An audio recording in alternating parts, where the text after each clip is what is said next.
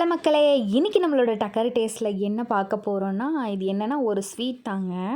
இதை வந்து நம்ம செய்முறையாக பார்க்க போகிறதில்ல. ஃபஸ்ட்டு வந்து இதை கேட்ட உடனே என்னடா இது புதுவிதமான இதாக இருக்கே அப்படின்னு சொல்லிட்டு, ஸ்வீட்டாக இருக்கே அப்படின்னு சொல்லிட்டு தான் யோசித்தேன். இது வந்து பாட்டி எனக்காக ஸ்பெஷலாக பண்ணி கொடுத்தாங்க.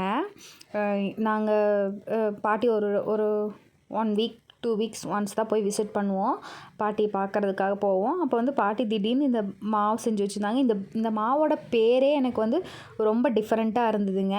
இந்த மாவோட பேர் வந்து அரிசி உக்கால மாவாம்மா. எனக்கே அது ரொம்ப புதுசாக இருந்தது. என்னடா உக்கால மாவு அப்படின்னு சொல்லிட்டு, இதை எதை வச்சு பண்ணியிருப்பாங்க அப்படின்னா, இதோட ரெசிபி நான் அவங்கக்கிட்ட கேட்டேங்க. ரொம்பவே ஈஸியாக இருந்துச்சு. ஈஸியாக இவ்வளோ டேஸ்ட்டாக இருக்குமா, அதுவும் அரிசியில் இந்த மாதிரி ஒரு டேஸ்ட்டாக பண்ண முடியுமா அப்படிங்கிறது வந்து எனக்கு நான் இதை சாப்பிட்டு பார்த்ததுக்கப்புறம் தான் தெரிஞ்சது. உண்மையாலுமே இது ஒரு நல்ல ஸ்வீட்டு. நல்ல ஸ்வீட்னா எப்படி சொல்கிறது, சாப்பிட்றதுக்கு ரொம்பவே நல்லாயிருக்கும். அண்ட் வந்து இது ப்ரிப்பேர் பண்ணுறது ரொம்ப ஈஸி.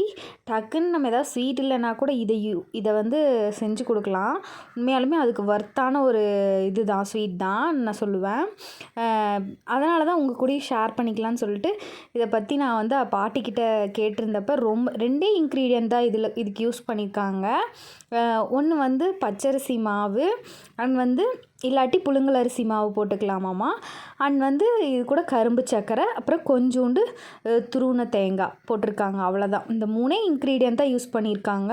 உண்மையாலுமே அவ்வளோ டக்கர் டேஸ்ட்டாக இருந்தது. ஃபஸ்ட்டு வந்து அரிசியை வந்து என்ன பண்ணியிருக்காங்கன்னா, கழுவி நல்லா காய வச்சுருக்காங்க. காய வச்சுட்டு அதை நல்லா 1க்கு 2 அரைச்சி, அதை வந்து இட்லி இதில் வந்து ஆவிலேயே வேக வச்சுருக்காங்க. இந்த மாதிரி உதிரியாகவே போட்டு வேக வச்சுருக்காங்க. வேக வச்சுட்டு அதை வந்து எடுத்து இந்த இது கரும்பு சர்க்கரை அண்ட் வந்து தேங்காய் துருவல் போட்டு நல்லா மிக்ஸ் பண்ணி, அதை வடக்கல்ல போட்டு ஒரு நல்ல ஒரு இது வறுக்கிற மாதிரி, ஆனால் ரொம்ப கருக விடாமல் அதை வந்து நல்லா வறுக்கணும். வறுத்தா இந்த மாதிரி ஒரு டேஸ்ட்டில் இந்த மாவு கிடைக்கும். உண்மையாலுமே அது ஸ்வீட்டுங்கிறதுக்கு ஒரு நல்ல ஒரு இதை வந்து நம்ம உருண்டை பிடிச்சி வச்சா கூட லட்டாக கூட யூஸ் பண்ணிக்கலாம் போல இருக்குது, அந்தளவுக்கு இருக்குது. உண்மையாலுமே ரொம்ப டேஸ்ட்டாக இருந்துச்சு. இந்த மாவை வந்து நீங்களும் கேள்விப்பட்டிருந்தீங்கன்னா மறக்காமல் நம்மளோட கமெண்ட் பாக்ஸில் இந்த மாவை நாங்கள் கேள்விப்பட்டிருக்கோம் அப்படின்னு சொல்லிட்டு சொல்லுங்கள். இதை சாப்பிட்ருந்தீங்கனாலும் சொல்லுங்கள், மறக்காமல் கமெண்ட் பாக்ஸில் சொல்லுங்கள். அண்ட் வந்து நம்ம வீடியோவில் இனிமேல் வந்து ரொம்ப புது புது டிஷ்ஷஸ் எல்லாம் வந்து நம்ம வந்து போட போகிறோம். நம்மளோட சேனலை வந்து நீங்களும் சப்ஸ்கிரைப் பண்ணி வச்சுக்கோங்க. அண்ட் லைக் பண்ணுங்கள். பிடிச்சிருந்தா ஷேர் பண்ணுங்கள்.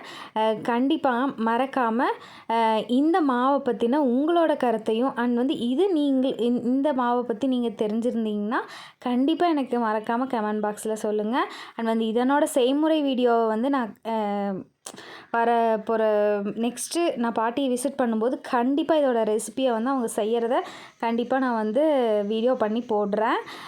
நீங்களும் ட்ரை பண்ணி பாருங்கள், எப்படி இருக்குங்கிறத மறக்காமல் கமெண்ட் பாக்ஸில் சொல்லுங்கள். எனக்கு பிடிச்ச மாதிரியும் உங்களுக்கு இந்த உக்கால மாவு வந்து பிடிச்சிருக்கா அப்படிங்கிறத வந்து நீங்கள் கமெண்ட் பாக்ஸில் மறக்காமல் எனக்கு கமெண்ட் பண்ணுங்கள். அண்ட் வந்து நம்மளோட சேனலை மறக்காமல் சப்ஸ்கிரைப் பண்ணிடுங்க அண்ட் லைக் பண்ணிடுங்க.